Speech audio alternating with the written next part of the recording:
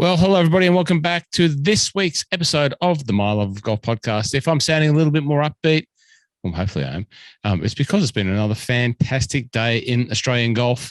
This morning, we crowned another Australian winner in the tournament that has had a lot of success for Australians over the journey. We might talk about some of the great Australian victories at the Players. And, of course, it was our own Cameron Smith, the man with the mullet, just taking the chocolates today in a sensational round of golf. Let's talk about that. There's a few other things to talk about.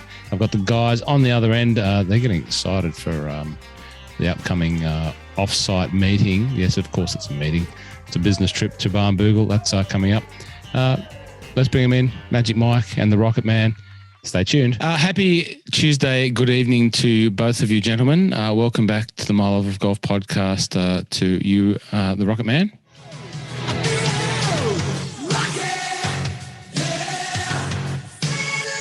How are you up there in Queensland? I'm really good. A couple of southerly busters in, and I'm jazzed. Couple of southerly busters in. For those of you that are just catching on, every week we get some new listeners, and I don't want to make lighthearted of the recent listeners that we received, but just to paint the picture, a lot of people ask me about listeners and downloads and how many and all that, and that's all irrelevant. But you do get a little map. When we look each week, when we publish the podcast, it shows you where you've been listened to and it shows you a map. And this week, we had some listeners from the Ukraine. So for the people that have listened to the My Love of Golf podcast in the Ukraine, I just hope that whoever it was brought some level of levity to the situation that you're facing with over there, the terrible situation that you're facing over there. And, like, share, and subscribe. But, I was blown away by when we saw the map. And we had 5 listeners in the Ukraine. Rocket, sending it's the right sort of rockets, as you said, Rocket. It's appropriate that you are being listened to over there. But, anyway, that's a little bit of housekeeping information. Mike, I'm not sure if you saw that, but, Ukraine. Yeah. So there you go. But Rocket, up there in Queensland, everything okay? Southerly busters. Let's explain to everyone what a southerly buster is, Rocket. It's been, I know you want to talk about, you still are the reigning champion of the southerly buster. So just remind everyone what a southerly buster is that you're 2 or 3 deep into it. 9:55 on a Tuesday night, the day of the Players, finishing a day late, but celebrating Cam Smith's win with a southerly buster or several. It is one of the best drinks you'll ever have after a nice warm day or a hot day on a golf course. I first got the taste of it playing one of these beautiful sandbelt courses, and the southerly buster. You think about just the wind. You have a northerly wind. Usually in summertime in Victoria, we get the northerlies all the time. So southerly buster is to just quench that thirst. Just like that nice, refreshing, cool, flavoursome drink, and that's what it is.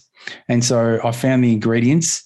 There's lots of different recipes online, and, I had to do a bit of trial and error to just muck around with the ingredients to make sure I got it right.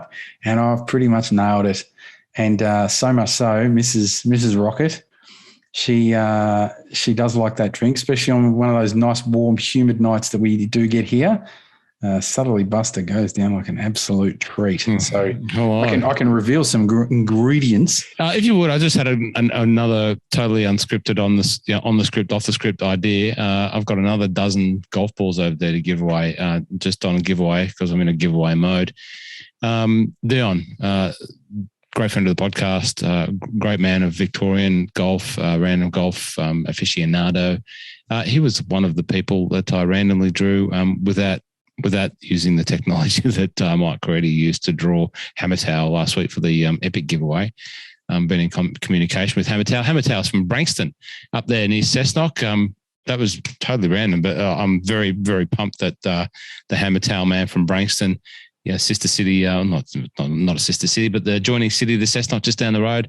That's a little bit close to my heart, so it made me very happy. But what was I going to say? Dion, gets a dozen balls because he correctly picked out that Mike and I, speaking of Sawgrass, whacked 5 into the drink after an eagle and a birdie and other greatness on the 16, 17, 18 stretch. You can see that on YouTube. Thanks for the new YouTube. So we've cracked 140. We're getting closer to the 150 countdown where Mike just fromages, many fromages to who I don't know what he's planning, but he's got fromage on tap for 150. So if you are the 150th, maybe there's some fromage coming at you, Australia only. Fromage is cheese. That's French for cheese. Mike is the cheese guru. It's Peak Cheese Week in Mike's house every week. But anyway, back to Dion. Dion guessed that we smacked 5 in the drink. Check that video out at YouTube. More videos coming up. There's a cop that we probably won't do a cop ahead because I'm not in the shop this week. But we've got some more great videos coming. Once I work out how to use the sound, use a camera, all the things that someone who wants to be on YouTube should be able to use. We'll get to doing more videos and some more giveaways. But Rocket, I just had an idea, as I said. Southerly Buster, what are the ingredients?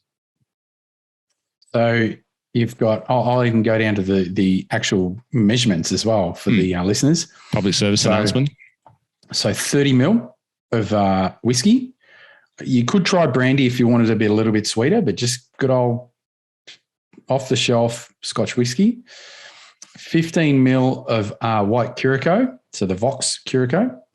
Then you go 15 mil of lime syrup or lime cordial. Just get this Cotty's lime cordial, just 15 mils of that. You don't dilute it or anything like that. Then you've got 10 mil of the bitters. You can go get those from Dan's and places like that. The normal stuff, they'll do it when you do a lemon lime bitters at a bar. 30 mil of dry ginger ale. Sometimes I'll do about 45. Actually, I'll sort of tweak it a little bit. And then you just have a glass with a truckload of ice and you just, there's at least 2 drinks in that for you. It's an absolute cracker. Absolute cracker. If anyone, so the giveaway of, I think there's another dozen of old logo TaylorMade balls over there, just over there. You've got to be watching the video to see where I'm pointing. If you post a picture of you just sharing a moment with a Southerly Buster, choosing the old Rocket Man this week, we'll choose the best picture and someone will get a dozen TP5. No, they're not TP5s. TaylorMade Tour Responses, which are a urethane cover, tall cover, but a softer compression, so they suit more people than you think. Go straight, spin low off the driver, but still spin at the green. You can get some TaylorMade tall responses logoed with the My Love of Golf logo. Poultz is a big repper of that on his putting green out the back. So just send us a picture of the Southerly Buster. We'll appreciate that. Yep. Tag me on Instagram and I won't respond. So you can tweet. If you want to Rocket to respond, you've got to tweet it to at Rodney Heron. And on Twitter, you can find him there. He's everywhere, politically commentating, golf commentating, whatever else he commentates Everything. on. Yeah. Get ready to go down that rabbit hole. Mike, how are you? Excellent, mate. Excellent. It doesn't feel like Tuesday. It doesn't feel like, well, we normally record Wednesday, but it doesn't feel like Wednesday either. It's all over the place with this public holiday and the golf finishing late and very weird. Yeah, no, it doesn't take much to throw the circadian rhythms out of whack. Let me tell you that. It was a bit different to have the golf tournament finishing on a Tuesday morning, but so be it. It is what it is, and the cards fell in the right favour for young. Don't call me Cameron Smith. He's the Don't Call Me Cam, isn't he? Or is that the other one? That's Cam Davis. That's Cameron Champ. Cameron Champ, my bad. Don't call me Cam. What does our Aussie Cam go by? Is he just Cam? Cam. Just Cam. It's good Aussie lad. Yeah. Funnily enough, you know how I like to take credit for people that I've played golf with cracking a win. I don't know if I mentioned that. Min Woo, George Campillo, or etc. Have mentioned that before. Once or twice. Yes. Yeah, okay, cool.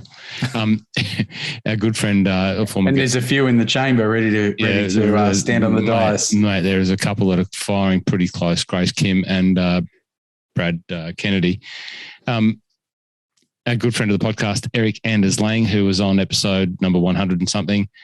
He had a podcast last week with Cameron, and I saw Eric put a post out today saying come on to the Eric Anders Lane show one week and then win the Players the next week. So following in our footsteps, that's quite a good 45-minute episode with Cam. Just shows you how relaxed he is in his approach to not only his golf but more so his life. And I think that was probably, and he talked about it, an essential ingredient into seeing him through to get the tournament win, but seeing him through down the stretch, what a round of golf it was in the end. Who wants to hit us out with their sort of first pass overview of what the weekend was? I can. Yeah, good. You go, Mike. You go. Okay. It was an interesting weekend. I think it's really, really good that Cam won because he's a world-class player. I think he's up to the top 5 or 6 in the world now after the win. And I think as much as Anraban Lahiri winning would be a great story, it's probably not one for the ages. And I don't mean that in a bad way. I think the way the weather shook out those first 2 rounds and the way that it really imbalanced the type of players that were left over, you had a very weird-looking leaderboard. And I think that if it stayed like that, I think it was probably losing a little bit of juice. And I think by the final round, with a bit of cream rising, I think that kind of really pepped the tournament up a bit. And someone like Cam winning was perfect, was absolutely perfect. Just to unpack what you've explained there for the people that didn't watch the whole load of the golf, like, for example, take Herbie, for example, I don't have the exact sort of numbers on it, but like he played 2 or 3 holes the first day, had to play 34 holes the second day, and some ridiculous amount of, ask about tournament golf, and was on the wrong side of the draw and all that sort of stuff. So just explain what happened to, there was definitely that right side and wrong side of the draw, very much definitely. So what happened? And you're lucky because I have done the numbers. That's why that's your job. I just press the data lake. That's why I get paid the big bucks. record button, serious stuff, numbers and figures, and that's it. And it's quite often something that you'd see in the Open Championship. People always talk about getting the bad side of the draw because you can, in the most basic of terms, obviously you play a morning, then an afternoon, or you do the afternoon and the morning. Now, if you get a really, really poor afternoon on a Thursday, and the people that played on that Thursday afternoon playing terrible weather, and then the next Friday morning is quite poor as well, but then it finds up in the afternoon, you get a bit of imbalance, and that's kind of what happened. So effectively, the morning group went out. It was choppy. They got held up, as we talked about on the pod last week. There was lots of lightning and thunder, so there was stop, start. But there wasn't a super amount of wind. There was a bit of rain. It wasn't too crazy. But they kind of got through their first round in the bank and were home. That's when the likes of Herbie, my pick Morikawa, and a few others, JT, Keegan Bradley, all went out. And they were in not only poor weather for rain, but it was absolutely blowing a gale. So they copped terrible, terrible winds. And then by the time they finished their first round on the Saturday, they then, because they're due to go out in the morning, had to go straight back out yet again in the afternoon. So they copped 2 terrible, terrible bouts of weather. And as you said, Ross, Herbie started on I won't say he was lucky because he did cop all the bad weather, but he started on the back 9 on day 2. So he'd already got rid of playing 17, 18, which were killing everybody. And when you looked at the numbers, I think I sent, there was a tweet that went out from the PGA Tour. 71 players made the cut, and only 27 of them came from the late, early side of the wheel. That I went down deeper than that just for you two. Only 9 guys that made the cut came from the late, early that started on day 1 on the front 9. And so what that tells you is the guys that had to go and play 17, 18 twice on the Saturday, they ended up copping about a 3.5, 4 shot whack versus the field. Yeah, because wasn't that the day that the 17th they had it playing longer, and they had it was right into the teeth of that wind. Yep. That was the one where everyone was rinsing it. Correct. Yeah. So our boy Cole, he rinsed 2 on that day because he had to play it for his first round and then again in his second round. So he rinsed it twice. JT, I think, hit the green, and he was the only person to hit a 6-iron in. We're talking, it's 122 meters, 25 meters. Like, it's not a big shot. It was a bit nuts. And I've written down some numbers to just give some sort of context to it, and what I mean by it being the wrong side of the draw is that it gives you a great head start, right?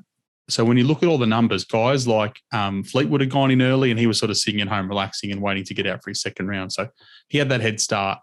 If you look at the guys of the 9 players that went through, and I won't go through all of them, that were stuck on that bad side of the draw, it's actually amazing how many of them, once the weather evened out on their Sunday, so our Monday and Tuesday, their Sunday and Monday, actually the cream rose. So if you look at someone like Keegan, right? So Keegan actually could quite rightly say he was robbed, right? Now, with all love, Cam. Keegan Bradley, after he finished on 12 under, he was 9 under for the final 2 rounds once the weather had sort of cleared out. And he was in that terrible part of the wave. Russell Henley was 6 under in the final 2 rounds. Kisner was 10 under. Max Homer was 6 under. So all these guys, once the sort of weather sort of petered out and they could sort of just play golf, they really started to fly up the leaderboard. What side of the draw was DJ on? DJ was on that exactly the same draw. So he's finished 9th. He finished at 5 under, and he was 7 under for the weekend, but he shot 10 under or 9 under today. 9 under today. 9 under today, yeah. Hold out 7 under on the back 9. Correct. Well, he was so far back. He was on the he teed on the off upper 10. side. Yeah, so he'd hold out on 9 for his last shot. So it's good and bad. It's rubber the green stuff. Like, there's nothing you can do. Like, it's just the way it goes. Well, because it was real funny. It's like the first round was hilarious, because this is again why Pat Perez can be a goofball, but at the same time, and quite funny, because he was playing with Ian Poulter, and when it was sort of getting to that, they've only got a certain amount of holes before they're going to call light. Yeah. And I think he went up to Ian Poulter, who's not the fastest player on the planet, and just said, "Hurry up. I don't want to be coming back here tomorrow. I want a day off." Yep. And he explained to him what was going to happen with the weather. Yep. If we don't get in time, we're going to be back here like to play 1 or 2 holes on whatever day. And he's like, let's just race it. And so he got Ian Poulter rushing for like the last 3 holes. Well, Poulter ended up hitting one of the best shots he's ever hit into 17 to 3.5 feet, jogged up. I don't even know how he stopped himself to get his heart rate back to a normal level to then make that putt. And then as soon as it went, like, he literally went straight into his process, made the putt, and then jogged over the bridge. The guys were still walking up to the green. He was standing over with his caddy on 18T, waving it. I think it was Woodland that was just, 100 metres down the fairway. So I'm hitting.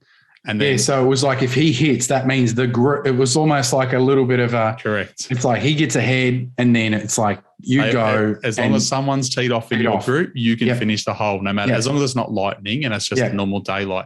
It's the funniest part, but as soon as Poulter stood up on 18 to sort of help everybody, and he's rushed up there, exactly what you thought he might do with the little putt after running up, he just fanned it so far right.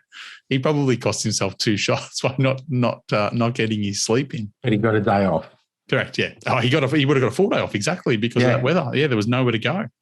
Yeah, definitely. I think that the only other piece about it, to sort of try and give people some context, the other tweet the PGA Tour Communications put out, through 36 holes, only Doug Gim, who was T11, the Gim Reaper, he was the only person from that side of the draw that was in the top 15.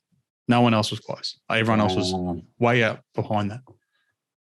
Yeah, it's just nothing you can do. Like, it's just the way it goes. But even like you look at the leaderboard after the end of the 3rd round, you look at that top 15, and even the mid part of the final round, and you look at it and you just go, if it finishes now. Yeah. Nah, it wouldn't have been. Yeah. The whole she's a major. Yeah. She's a major would get blown up on the spot. Exactly. And look, he was a massively deserving winner. He was absolutely bulletproof. He was terrible off the tee, but he's around the greens, and his putting is hands down the best. He's a freak, Cam Smith. Yeah. That's that. Well, is that the first four holes out of the back nine when he went on that birdie run, 10, 11, 12, 13. I think through 13 he'd had one par. He'd had 3 bogeys, 1 par, and every other hole he'd birdied, which is crazy. I think he one-putted the last 8 of the last 9 or something like that. He only had like 100 and something putts for the week. Yeah. But I think he's a blade. And then to have a 2-shot lead standing on 17 and hit it right of the flag. That was as soon as he hit it, he had to have been playing for it because I think they've done some stuff for the green. So you can actually, I think it was Lahiri's shot. You can actually kind of hit a little bit left of that pin and it sort of funnels down. Yeah. I think it used to be a little bit flatter in one of those spots. I agree. I don't remember it being that much behind the pot, but yeah, I think he was kind of going just on the pot, if not slightly right. And yeah, he probably wasn't going right of the flag. And I think he said he was going there, but he probably was trying to go up against the breeze a bit. Wasn't quite there, but it was an unbelievable shot. It just literally reminded me so much of Ricky Fowler from whatever it was, 2016. It was crazy. Just to follow on from that. So I've just had an hour on Zoom with Jamie and a heap of the Mental Mastery Clubhouse members, just the monthly or the weekly seminar that we do together. I just press the record button there as well, and Jamie talks. But that topic came up, and he basically sort of ran us through how he's got access to UpGame and all Herbie's stats and the sort of UpGame tracking stats that they all use, and basically described that if he's got a 9-iron, he knows his dispersion is 12 meters left, 6 meters is 12 meters in total, 6 meters left or right of the target. So basically you just orient yourself around that sort of target zone, and you know that 6 meters is this way. So then you've got a couple of outliers. So you might leave a meter more for, a slope or a sloping away from it and, play to a certain point. And then, if your bad one's going to be there or thereabouts, in that case, it's going to be thereabouts right on the target. But he seemed to sort of tell us that that's sort of how they orient themselves around that, which leaves that margin for, the bad shot, especially when you're about to win a tournament. Yeah. Maybe unlike some of the players that we've seen on that hole that just laser it at it and they don't leave that margin. The margin's 6 meters to the right, which is in the drink. Yeah. Yeah, I think the data that they have. And here's the thing is that you got someone like Cam, and this is and you go back to the mental mastery, and this is one of those things that you learn is that sometimes playing the aggressive shot is actually the safest shot. And it sounds counterintuitive because if depending on how you're playing and how you're hitting it, it's all about, are you committed to the shot? So if you play the more aggressive, you are forcing yourself to focus really hard on execution of that shot versus I'm trying to, it's like I need to hit it there versus I'm trying not to hit it in the water. So you've got yourself another swing thought in your head. So all of a sudden, do you start, you're trying to play to a safer spot. Let's say if he's playing in the middle of the green, does all of a sudden he start to steer it? Yeah. Right. And his swing changes. All of a sudden he chunks it or he hits a hosel rocket or something like that. The margin of error changes the other way when you're trying to play conservative. So it's one of those things that you learn over time is that potentially the smartest play was him being aggressive because then he's able to focus on, I'm trying to execute that shot and he's excluding all of the bad things. Narrows it down for him for sure. Yeah. And the other one and big reason why I have no doubt he had such a good week is that what I sent you guys today, the strokes gained home life. Like, that was so good. I used that line a couple of times today. It's so good. His family being there and seeing them for the first time in 2 years is massive. Same as when people have kids, you just see something in them change. And just that, I don't know how like to describe a mindset. It's just something that gives him that bit of extra. And for him feeling he'd probably be proud, he'd be there, knowing his mum's there, knowing his sister's there. It'll just give him something extra for sure. Well, the other thing as well, it's the giving something extra, but at the same time, his mindset is, so you think about it, he leaves the golf course, he's going home and he's not thinking about his round. He's like, I'm spending time with my sister and my mum are getting to meet my girlfriend and spend time together and just chilling. 100%. Yeah. The other thing that he did, I don't know if you saw it earlier in the week. So apparently on Monday, he threw beers and pizzas for 30 of the caddies. No, I did read that today. He had, I can't remember his name.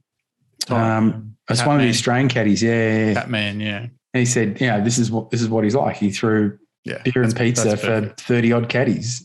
So they usually sort of scrimp and save. And how many pros are throwing their house open to just a heap of caddies, right? No, it's and awesome. He has his parents there, so he's gone. He's like, wakes up, right, I've got to get ready, go to the course, do my thing, play, leave. So he's not thinking about the round. He's not focused on what's happening. Yeah. All of a sudden, he's able to just sort of, it's almost helped him disconnect. It's a little pressure release. It's something there in it for sure. Yeah. Apart from just being a cool cat. Yeah. No, yeah. That too. Yeah, that carries a bit of weight as well. Just being a cool good dude, and he's one of the handful of guys that probably have that sort of ex-cool cat factor on their sides. There's a handful. You could probably list them all, Rocket, but there's definitely something about having that sort of,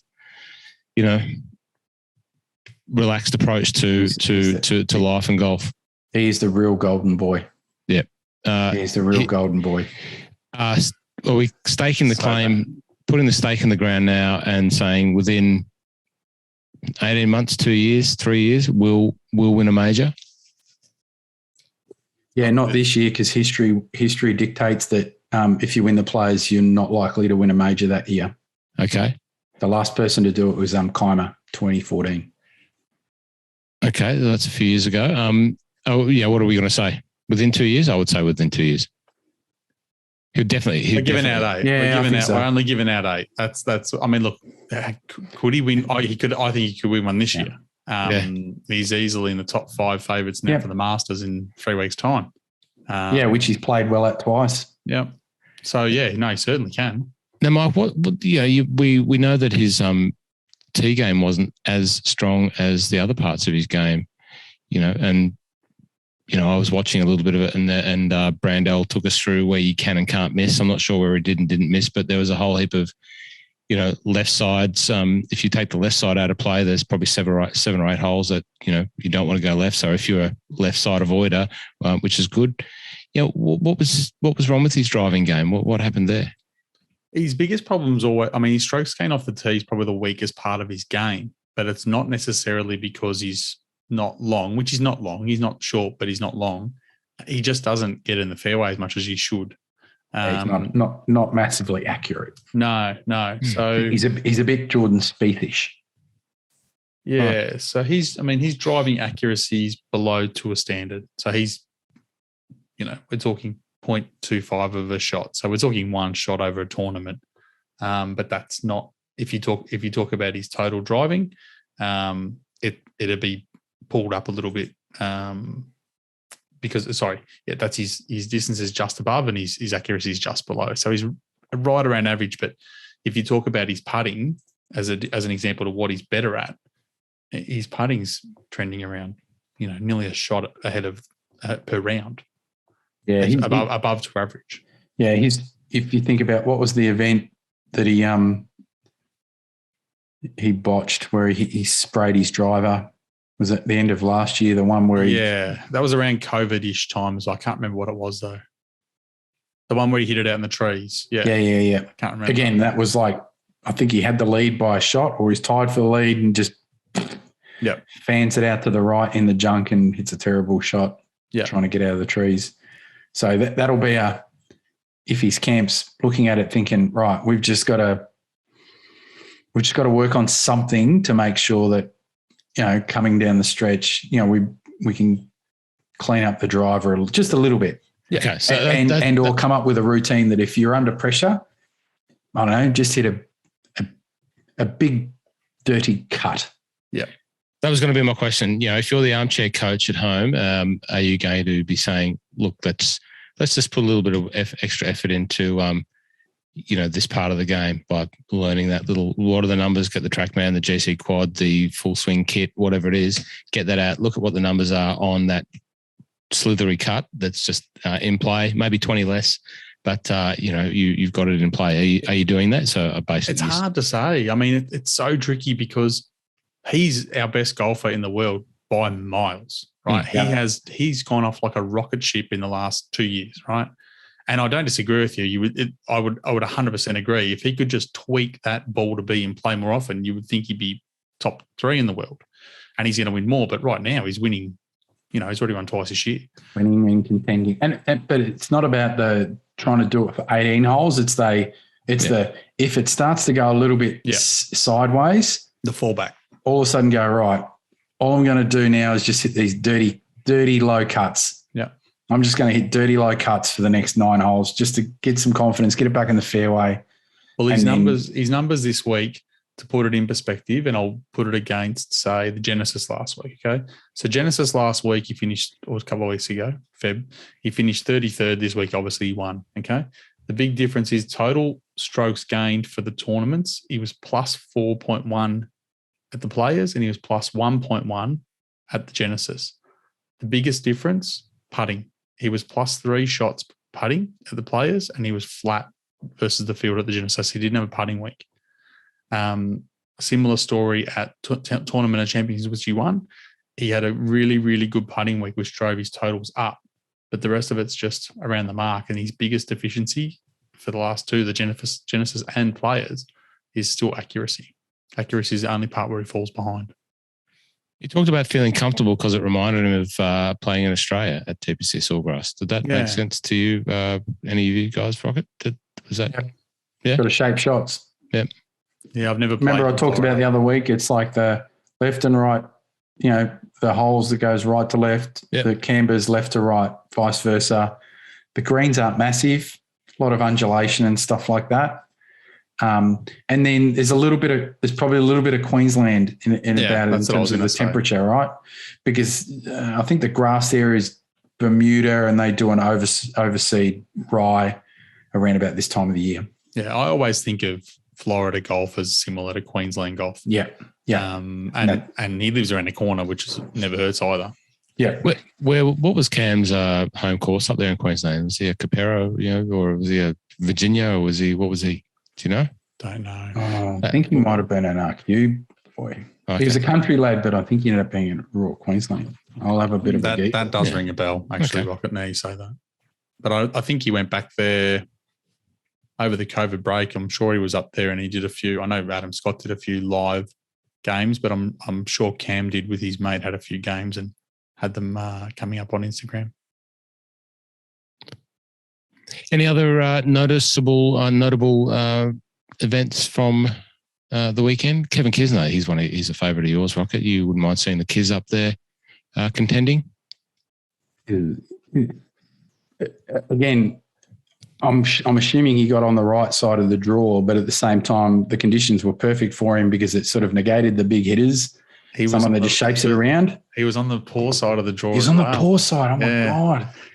So one thing, as a person who had two bets this week on players that both ended up on the wrong side of the draw, and knowing they weren't going to be around for the weekend, I had a look at the players that were sitting in an okay position post their second round that had actually already had the worst conditions, and he was one of them.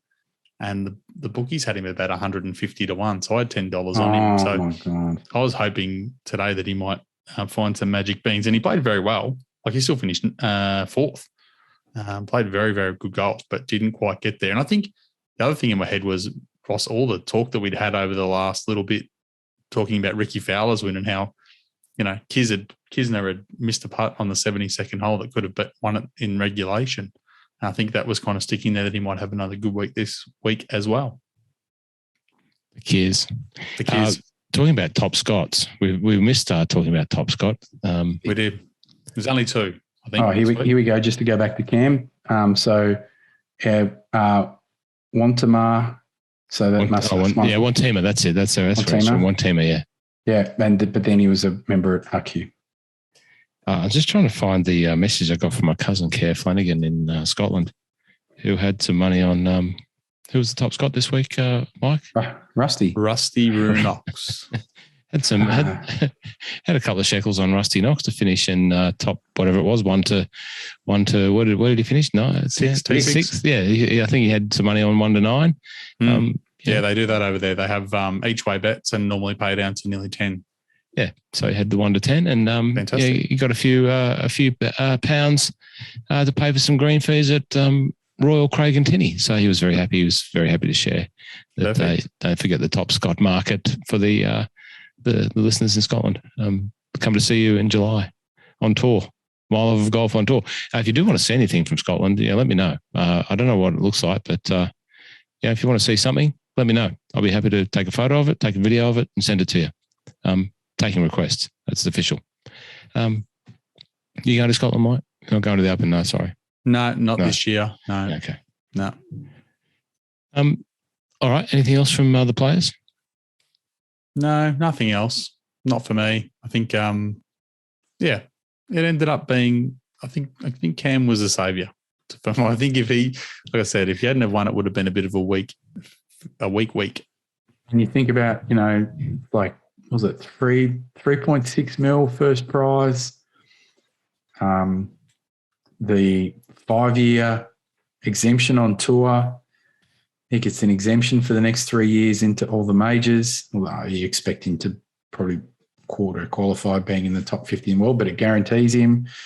What else? There are a couple of other things as well. I don't know, maybe a lifetime access to the 100 meeting rooms at the headquarters of the Sith Lords of Pontevedra in the Death Star. The flag stays up for 12 months on the driving range, they told him. Yeah, it was like some amazing thing. Yeah. I actually think I watched the trophy ceremony and then I look at the leaderboard and I reckon they must have been thinking, thank God little golden boy Cam won, because at least he's an actual, not to denigrate anyone else, but if you go back to your point right at the start, Mike, it's like are they going to be thinking the same if it was like Paul Casey or even, even though I love Kiz, is it Kevin Kisner? No, I'm with you. They need the hometown boy, Cam. It's funny you mentioned the 3.6 million first prize, because 2 of our tipsters this week picked Cam Smith and got the full 3.6 million. Who? I know both of them. Mitchell Lloyd and the Golf Labyrinth. I don't know who the Golf Labyrinth is. One of our listeners from New South Wales Golf Club. Golf Labyrinth. He's come from out of the labyrinth and gone, ha ha. Very much so. Very good get. Shares a passion for golf photography. If you follow the Golf Labyrinth on Instagram, he's got a lovely account. There were some great golf photos. So shares a passion for golf photography. We had a game of golf together in Christmas, New Year. A group of New South Wales members came down and I joined them. A couple of them I already knew, but the Golf Labyrinth was one of those. And Michael Lloyd, on the other end of the spectrum, one of the loyal members down at Albert Park Albert Golf Club, absolute Scotty Cameron nut, golf nut, newish golfer, of recent years. He and his partner Kelly are just wonderful frequenters of Drummer Golf Melbourne. I played Albert Park last week. Did you? There you go. But Michael Lloyd, if you want any painting done, hit us up and I'll pass your details on to Michael Lloyd, because he's a great painter with his partner Kelly. But just a golf nut, and well done. So well done to both of you guys for picking the Cam. And before you ask, the 2 of you got $41,000 from Herbie finishing 68th. Yeah, and my stock standard Colin Morikawa got nothing. You can't. Sorry, you go, Rocket. Herbie broke my heart. Those triples and those doubles. Oh, it's all right. It was literally par for the course. And it's the par fives. It was the par fives. Oh, I think I counted up. I think he was like over par on the par fives, like not a little bit. I think it was like 3 or 4 over par on the par fives of the week. And what did he finish? Even? He had a pretty bad day today. Today was stinker. His weekend cooked him. He finished 7 over on the weekend. So what numbers I talked about before were the guys that went north, he went south. So he finished 7 under and was 7 over on the weekend. I reckon he would have been tired. So what did you finish? Yeah, and that's the thing. They would have been knackered by the end of it. Yeah, so you finished +7, +4. So let's say you remove, he was 3 over going into the final round. But the thing is, though, he's had 2 triples on it's 2 triples, and I think he's doubled a couple of other holes. And this is before the Sunday round. And the par fives, he was playing them like I would when I haven't played for like 3 months. He did do exactly what you said he would do, though. right when it was hitting the fan, he was actually staying quite steady. He wasn't on the 16, 17, 18, but he was making the pars he needed to make, and he was really hanging on and doing very well. I don't know what it is with him and the shittest weather, except for that time when he was the Irish Open. Was it Irish? No, Scottish. The Scottish, where he was leading, and that weather was just horrendous, and he shot like 80 or whatever it was, and then come back and shot 64 the next day. But it was a different. It was a different Herbie then. He wasn't in the same mindset. No, I don't know how to put it. I don't want to speak on his behalf. Sound like I am. That's not true. But I remember that moment when that round went sort of south. He got a bad break on the par 3, which runs away from the clubhouse at Renaissance, and he hit a great shot, and it ran off, and I don't think he made a par, and it made a bogey, and it just went downhill from there. But he bounced back the next day, and anyway, yeah. But Herbie, he'll win again. So very soon. And then I'm just looking at the leaderboard again. I know we're still hanging on this one, but Bubba, who was actually near the top of the leaderboard at kind of the halfway mark, he's finished like. I think there's only 2 players that didn't make bogey on round 2, and it was JT and Bubba. And then Bubba came out and went. JT surprised the hell out of me for that weekend. Like his second round in those conditions was like something else, and and that's why I was asking you guys. Let's dive into the data on what's JT's ball striking, because I remember back to at least a few Masters ago when I talk about his ball striking, and it's not that flash, but he's obviously done, the partnership or the friendship or the broship with Tiger is paying dividends, because, like, for example, that shot he hit on 16, if that was JT 3 years ago, he wouldn't have been able to hit that shot. There's no way he was never able to flight his golf ball 3 years ago. And what he did on 17 with that 6-iron was that's something Tiger would do. It's like, all right, I'm just going to track down this little 6, hit a little bit of a cut on it, and just hit a little laser under the wind. Oh, you're on. He was the only one that hit it. No one else hit it. Yeah. It was a beautiful shot. But and it's like his ball striking was off the charts. So he's obviously worked on it and improved it. So maybe he improves his chances when it comes to the big stuff again. Definitely. The question, will Cameron be Australia's greatest modern golfer of the modern era?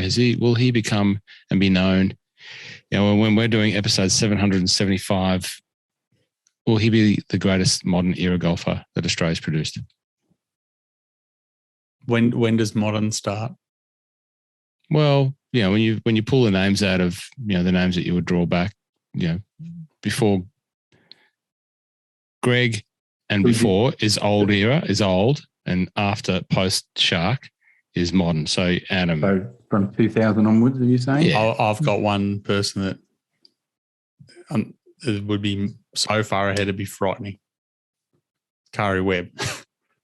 Okay. Kari Webb, in my mind, is outside of Greg Norman, is easily the best Australian golfer Australia's ever produced. Okay, but my question was more so when we were doing 775, which is like 4 or 5 years down the track, maybe more. Yeah. Okay. 7,075. Yeah. Will he potentially be the one? I don't know. Would you put 50 on it now? No. Well, even to get to Jason Day, he's still got a stretch. Two of his wins have been at the Pairs tournament, one with Leash and one with what's his name? Oh, hang on, I've got it here in front of me. And that's what I was getting at. Is he going to be better than Jason? Is he going to be better than Jonas Blixt? Jonas Blixt. He definitely can. His trajectory is on easily, but like Jason Day was number one for 12 months. Yeah, actually just over, and that period of time he dominated. Won like 4 or 5 times in like this, from the PGA, or it's like the middle of 2015 through to the end of 2016, the 18-month run, he was like unstoppable. I think he won 5, 6 times, world number one, won a major, won a Players. Yeah. So, and that's only in a small window. Like if it's in another 5 years, he would need to churn out at least one major.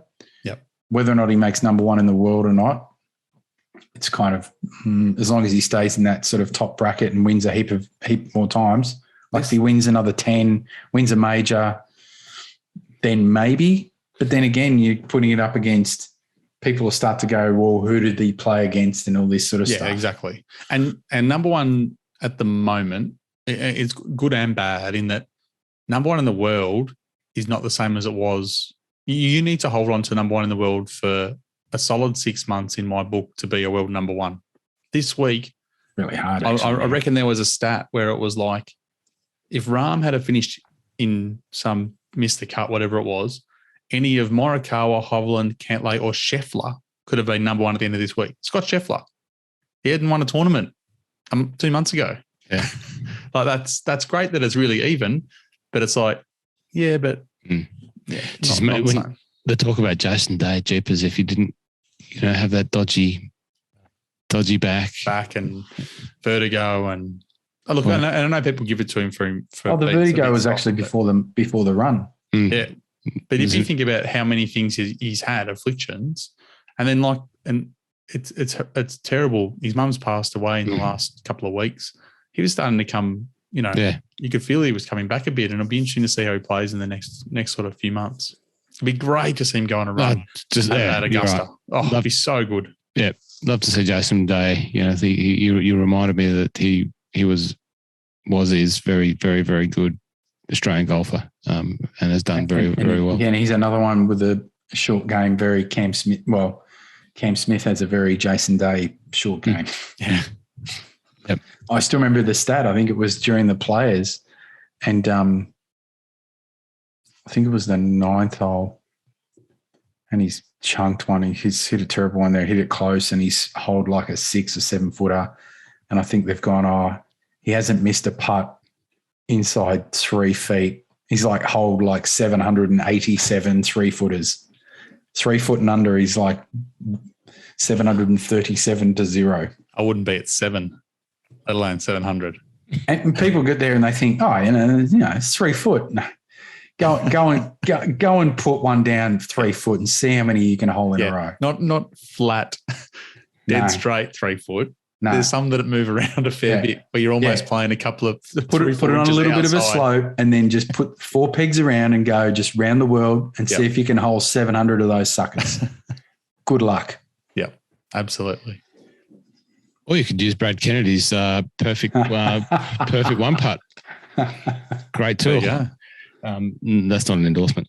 But what is an endorsement? Can we move on from the Players? That's a great 48 minutes worth of digestion. Very well done. Great statsmanship from you, Mike. And how many weeks until we start getting prepared to listen to this? Now. I was going to say I play it most nights before bed. Actually, do you know what? I'm going to change my ringtone now. Darth Vader's out the door, and in comes the gentle tones. It's about 3 weeks away, I think. It's not far. Captain, here we go. It's already done it. Oh dear. At least we make each other laugh. If you are still hanging around by the 48-minute mark and you are laughing, you're sick like us. We've got the Valspar this week. We've got the match play in Texas. Same week, alternate is the Corrales Punta Cana Championship. Then we got Valero, then the Masters. So 4 weeks. Okay, we'll talk about some of those in 2 seconds, just as a way of interlude and a little bit of self-promotion. Not that I do much of that. Released a new video today on the Drum and Golf YouTube channel. If anyone could go across to that and just like that video, you would be helping me out immensely. Drum and Golf YouTube, whole heap of great stuff over there. On Oakley eyewear and the importance of wearing eyewear on the course, why you should consider wearing eyewear, not just any eyewear, but Oakley eyewear on course. Great video. I put a lot of effort into it. It had when you watch that video and you see it's about 8 minutes long. Behind the scenes of that, it's just me. There's no cameraman. I think I did take 1 at Spring Valley Golf Course. Maybe did take 2 down at Mornington Golf Course. And then take 3 was at a golf course, which won't be named. But There's a fair. There you go. Rocket's got his Oakleys. They're the blue. They're not the prisms. Rocket's doing some welding. Rocket, you can borrow a set of the prisms for the Barnbougle trip. The new ones that are that shape. These are the OG M frames. Yeah, they are the OG M frames with the blue plutonite lens. The lenses of technology's moved on substantially, and now the prism lens, which has got a special blend of rose-coloured dye. I feel like I should be in the Grateful Dead or something. You look like it. Those glasses will be very handy. Tuned in for the greens, the browns, the golf course, so they really do highlight the definition. Talking about Ricky Fowler, it was reported that he improved his strokes gains putting by using Oakley glasses. Anyway, if you could like the video over there, that'd be great.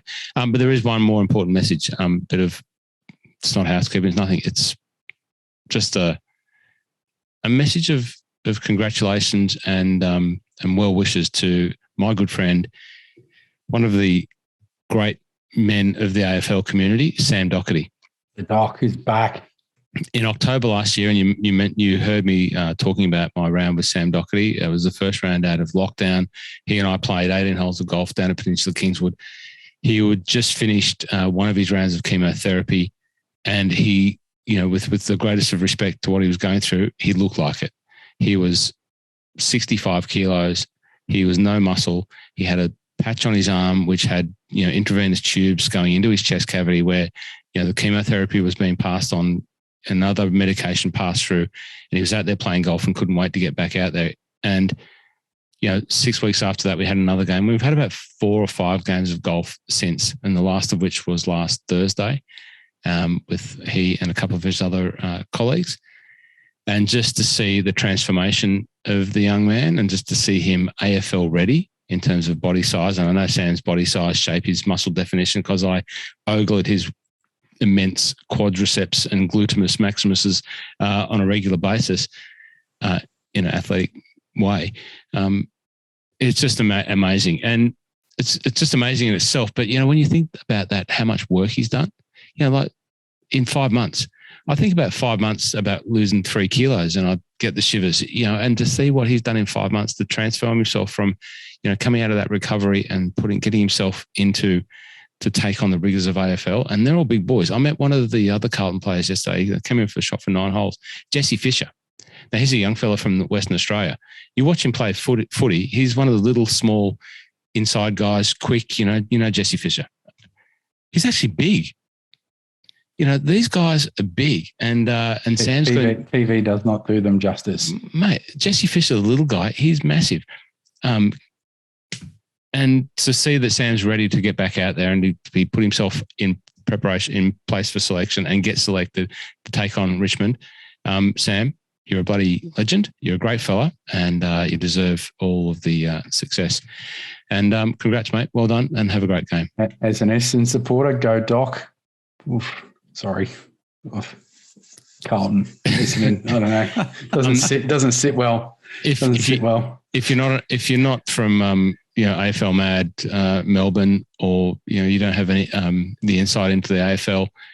Sam had 2 battles of testicular cancer, but the message that he would want me to share, other than outside of him saying great work, he wouldn't care about that. He would just say, just tell everyone, the men obviously, to check themselves out. And if they have anything, your hand's already down there, just give it a bit of a roll between the fingers. If there's anything that you need to do, is just check that out. And if there's any worry, just go and get checked out, because if the plums aren't soft and plump, there's something wrong.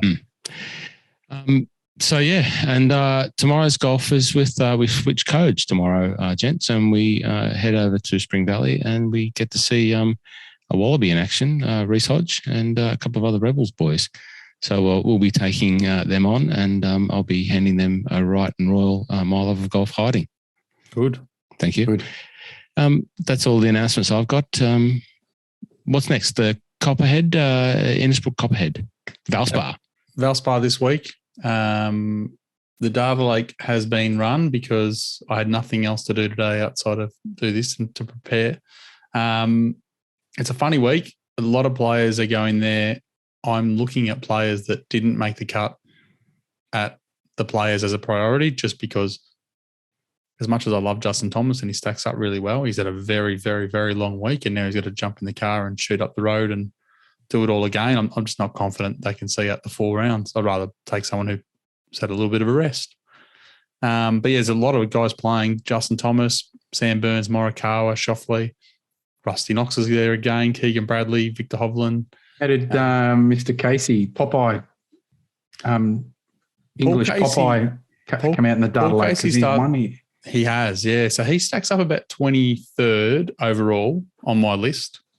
But he's much higher than that in the odds. But he's done very well here. Yeah, correct. So he won 2 times ago. Two or he's won back-to-back, did he? No, I don't think it was back-to-back. I think he finished close. He's had some good. Yeah, I can't remember the. He won the one. Was the first one where Tiger had contended on his return, and he won that one. I think he finished quite high up when he was defending. Well, he finished third this week, obviously. So there'll be a lot of people very keen on him. It'll be funny because when people look at it, they'll be looking at who went really well last week. They go well here. I'm picking them. And I'm going to go the exact opposite way and say, well, if they played really well this week and they were there for 5-6 days, I'm going to steer clear. And I think there'll be a lot of withdrawals. So just keep your eyes peeled if you are putting your tips in. What's taken out of the data lake? I'm going to go with Xander Schofley. And he had a very Herbie-like event at the Players. He literally just could not get through the I think it was the 9th. I think it was the 9th or the 18th. I think he dropped about 8 shots on the one hole over 2 rounds, and he missed the cut by 2. So I'm happy to take him. He had a really good run before that. You know, he had a 3rd at Phoenix and 13 at the Genesis. He's never been here, but yeah, he's going to be my pick. But there's a million people you can pick, like I said. I'm not ready to announce a pick. I need to. It's early. It's very early. Day, as I said, the circadian podcast rhythm is out of whack, being it's a Tuesday night. I don't mind the Tuesday night, to be fair, but let's see if we can get a little bit earlier. But anyway, it doesn't. We'll talk about that in an unplanned offsite meeting. Offsite sounds like we need to wear hard hats and high vis or something. That's for when you take us to the King Island Cheese Factory tour when we go and play and take the meeting to King Island. I'm probably be over there in the next month or so. We were talking about that today. Oh, okay. Rocket, you've got a tip already or not? I think I want to go and look at the last sort of 3 years and kind of because my last couple of weeks, my tips have hurt me. So I'm probably going to be swinging from the fences on the outside to just try and find someone to bring some shekels back into the kitty. Yeah, well, I'll be doing the same. Eeny, meeny, miny, mo. Hey, just proves who's on top. Anyway, Mike, you'll come back. Don't worry, Mike. You will come back. There's a long way to go, Mike. Don't worry. There's one thing I know for a fact I'll call myself a professional golf gambler. Picking winners in golf is hands down the hardest thing in the world to do. And the horse people talk about, there's nothing close to being able to get on a regular basis with this. Nothing like it. I can pick 5 every week, and the odds of me getting a winner once a month would be slim. Well, it's like I used a lot of the same sort of methodology as I did sort of last year. And last year I had a run where I think I picked 3 out of 4 weeks. And then this year, some of my players are barely making the cut. Well, in the picks I've posted up on the Twitter account, I think I haven't had a winner in about 4 weeks, I want to say. But you get them all around. Like one of the guys that I picked this week was like Berger, and he was in the mix for a long time. Yeah. But yeah, I would never have had Cam, so I don't feel bad about that. But this week will be a tricky week because all the data will point to the guys that I don't want to pick purely on the gut feel that they're going to be tired. So, yeah, don't know. But, yeah, I think the data will only get stronger as the season goes on. Well, just to give you some credit for your tipster-rooney, tipsmanship, Hammertow, when we take the podcast up to the Hunter Valley, up into home turf, Hammertow will buy you a beer or a drink of your choice, and he'll get Rocket a Southerly Buster. and me an alcohol-free of my choice as well. To thank you, Mike, for your tip into hoagie a few weeks back there, which he was able to capitalise on. That's right. He did say that, yeah. Yeah, young hoagie. So he was very grateful of not only the driver that's coming up his way, but also hoagie as well, the hoagie tip. Hoagie. What a name. What a player. Hoagie. Is he going to fit? He had, was it? Yeah, he played okay this week. I'm pretty sure. Know. To be honest, I'd never heard of him. Tom Hoagie, yeah. Tables. Okay. The ladies, Nana Mads Kurtzton won the LPGA event in Thailand. Well done to her. Pablo Larrazábal, he won the DP World Tour event over, where was that played at? South Africa? South Africa, yeah. Yep. And good luck to Gabrielle McDonald this week. The LET Tour gets, it's already underway, but it moves to Saudi Arabia for the Aramco at the whatever that course is where they play the Royal Greens. Royal Greens, that's it. So the LET is in full swing, and Gabrielle is representing My Love of Golf over there on the LET Tour. I'm sure she doesn't know that, but she's just been appointed official LET Tour ambassador. I think I saw Steph Kyriakou playing as well. Yeah. Data correction. You're right, Mike. Casey was back-to-back. Was it back-to-back? 18 and 19. There you go. Because 18 was Tiger. Sometimes the data lake has little errors in there that I find down the track. 19. What did it say? What he shot in the last round? I think I remember watching that. He was on fire. He was 65 and 18. Yeah, he went on a stretch there where he was bulletproof. And 19, he shot 65. Oh, hang on, I'm looking wrong tab. No, it was 65 in 2018. That was the one where it's a pretty good leaderboard actually. I've made my tip. Paul Casey's my man, just because I like the old guys. I don't mind Paul Casey, so and he's obviously performed here. And how about his break on 16? Unbelievable! Oh, my Did you see that, Ross? No. Oh my God! The hole God. we played, the par 5, the first 16th hole. Yeah, Rocket will take it from here. But the one I eagled. So he's 11 under, and is he one back? One back, I think. One back. Playing with Cam on 16, and he's absolutely hit a missile, absolute missile up 16, landed in the fairways, rolled past the heap of divots, and rolled into a pitch mark, a ball pitch mark, flush. And so it was like a third buried. Wasn't allowed to take relief. Had to hit it as it lied. No, not his pitch mark. Not a divot, an actual pitch mark. Flush. As soon as it went in, though, and I'm not, I know as many rules as I can know, but as soon as it went in, even I was like, oh, that's unfortunate. And every other day they've played, also the first 2 days they've played lift, clean and place. And then the final round, and that happens to the bloke. So you can't go for the green in 2. He was in pole position to go for it in 2. He then chop one down and lay up. I've never seen anything like it in my life. It's funny how many times you watch the TV and you've got 130 golfers playing for 2 days, and they get to day 3. And they're all kind of laying up or hitting from the same spot. Or there's a gathering area. And you see divots on divots on divots and pitch marks filled and everything. And you just watch the ball as it's rolling, and it somehow always just misses. And I sit there and go, how does it always just miss? And then every now and then it's the wrong guy gets a bad break, and it might roll into the front end of the divot, not the back, right at the front. Yep. That was a shocker. That is a bit harsh, rolling into someone's clear pitch mark, and and it's if you just watch, I'll post. I think I'll find the picture. I'll find the footage. And it's one of those ones where you just watch it, and then it's like you hear the commentators go, oh. What happened with your guy, Danny Berger? And he got into a bit of a stoush for... Same hole. Yeah, same hole. Same hole. Yeah, same hole. So he's playing with other man Jolly D, who took task to Sung Jae Kang on a drop. So you don't want to mess with Jolly D. And then you got the most passive man on the planet, Victor Hovland. And Berger had hit one, and they were arguing about where it crossed. And Berger was saying, no, it's up here because I hit it here and whatever it was. And both Joel and Victor went, no, it started righter of that than where you thought, and it didn't cut as much as what you said.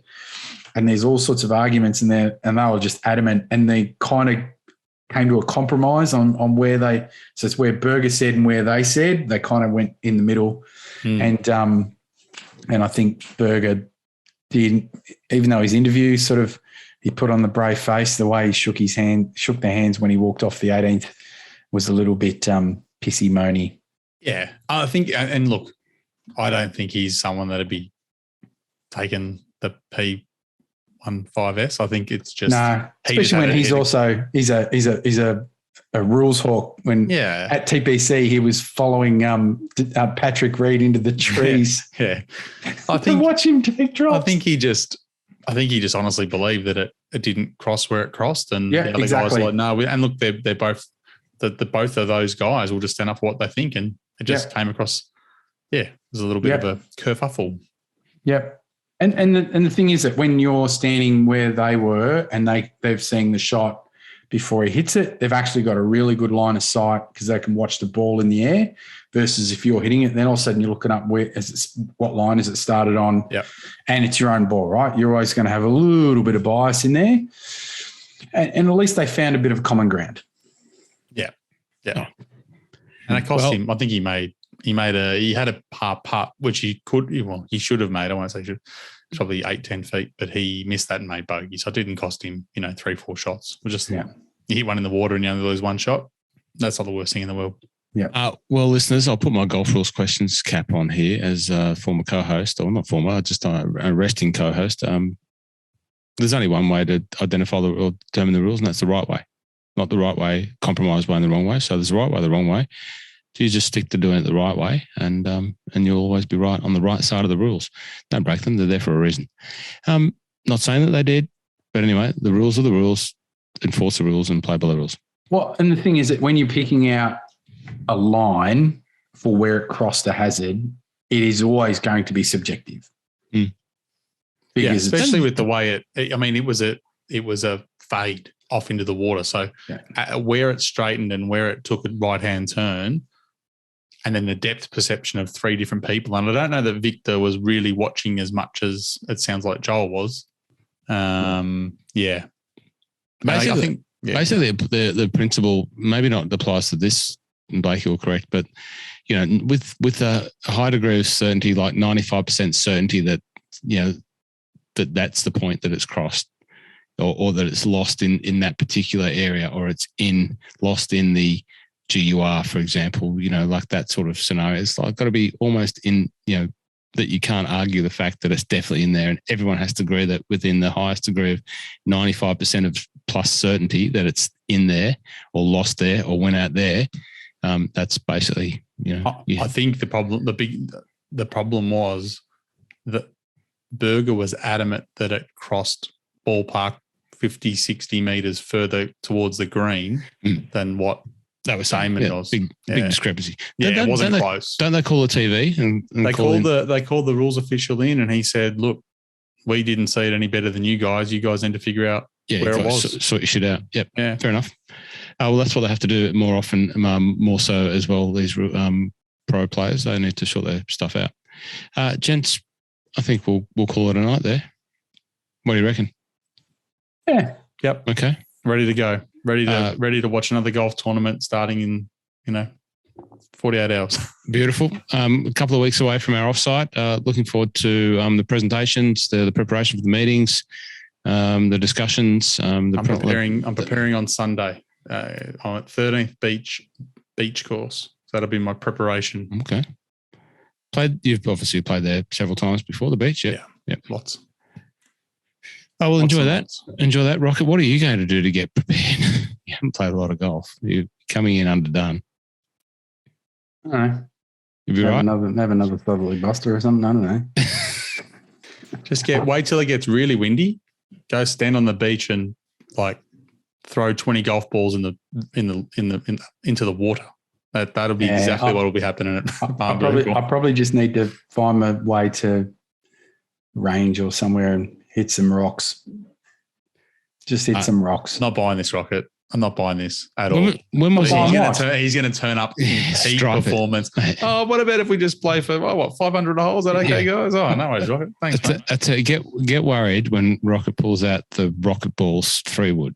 Yeah, the RBZ. It's like a. No, I got rid of that. Oh, did you? What have you got? The M6 or something? No, the M4. On the Sim M4. It's like an Exocet missile launcher. It's just and then he'll have the emotional factor of being on home turf. When was the last time you were on home turf? It's been a while. Yeah. Strokes gained home state. Exactly right. That's my point. Okay. It's like strokes gained memory lane. That's it. We'll get off the plane at Launceston and they'll be like, "Oh, g'day, Rocket." And they'll be like, "Hey, exactly." There'll be signs. Yeah. Welcome home, Rocket. Ticket tape parade. Exactly. The plane will land and they'll have the fire engines, the water cannons going across. Dear, it must be late on a Tuesday night. Gentlemen, thank you very much. We're looking forward with the countdowns on. We will see you next week on the My Love of Golf podcast. Thanks for tuning in, and please check out the video over at the YouTube channel and help us get to the Fromage Fest quicker. If we might actually be on Tassie when. That's right. No matter what, and I don't care what we need to do when it does happen. It won't be the 150th person because I hate when people do that. Right. Yeah. Can you see who the people are? We'll figure out a way to do it so that if everyone goes in, look, we're going to have a big thing for cheese. I don't care if they're in Ireland, Scotland, the US. I'll send them something. Really? Yep. Yeah. Right. Speaking of Ireland, another shout out to Shane Darby, Firm and Fast podcast, rocketing up the charts. If you want to know about golf and the best golf in Donegal, the best golf in Donegal is at St Patrick's Links, part of the Rosapenna group of courses out there in Rosapenna in Donegal. Frank Casey Jr. and the Casey family launched their Rosapenna Links, rocketed into the world top 100 courses very, very rapidly. Dope design over what could be the best piece of golf land in Ireland. Shane did a great podcast with Clyde Johnson from Renaissance Design and also Frank Casey Jr.